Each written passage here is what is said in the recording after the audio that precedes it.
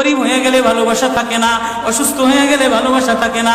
চোখের কোনায় যদি ময়লা হয় তো বান্ধবী তাকায় না, তোর চোখের কোনায় ময়লা। নাকের কোনায় যদি ময়লা হয় তো বন্ধু বান্ধবী তাকায় না। এখানে যদি একটা ফোড়া হয় তো বন্ধু বান্ধবী তাকায় না। ভালোবাসা মিলান হয়ে যায়, অভাবে পড়লে ভালোবাসা মিলান হয়ে যায়, অসুস্থ হয়ে গেলে ভালোবাসা মিলান হয়ে যায়।